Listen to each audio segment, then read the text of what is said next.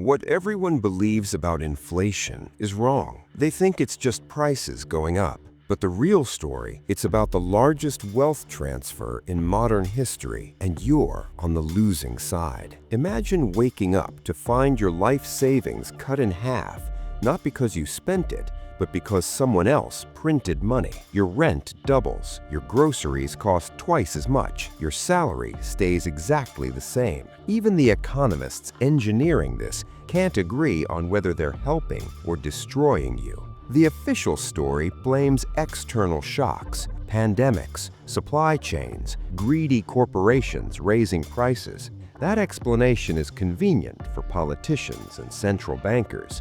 It's also deliberately misleading because the real trigger isn't evil CEOs or shipping delays. It's the trillions of dollars created from nothing, flooding into an economy that can't absorb it fast enough. Let me show you what was actually happening behind the scenes.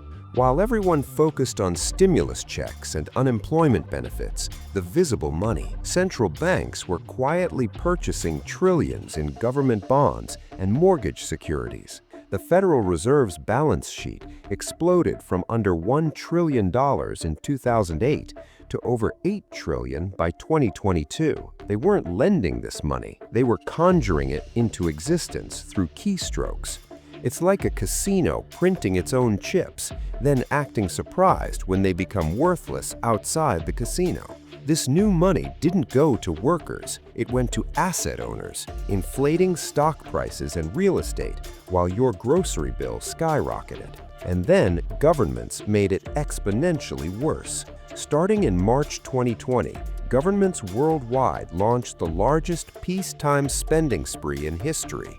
Within 18 months, the US alone injected over $5 trillion into the economy.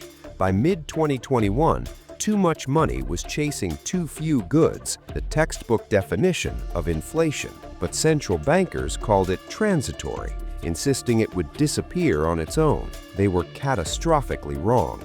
By 2022, inflation hit 40-year highs. Families watched their purchasing power evaporate while being told the economy was strong. Retirement accounts lost decades of gains in months. This is when Jerome Powell admitted the Federal Reserve got it wrong. For over a year, they'd kept interest rates at zero while inflation raged. Everything hung in the balance: raise rates and crash the economy, or let inflation destroy savings. The decision made in this moment guaranteed someone would suffer. They chose to sacrifice borrowers and recent home buyers to save the dollar itself. But here's what still affects you today.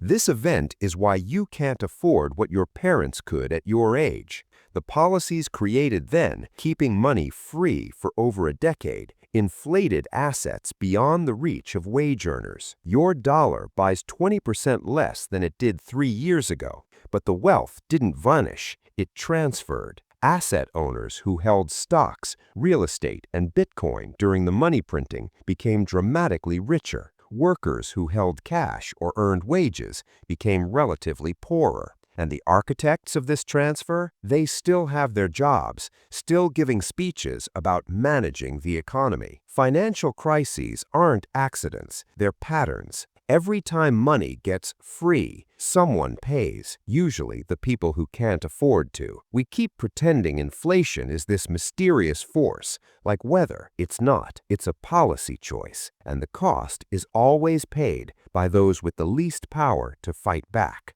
Drop a comment on which economic disaster I should explain next. I'm thinking either the housing bubble or how credit scores were invented to control you. And subscribe because I'm breaking down the financial systems they don't want you to understand every single week.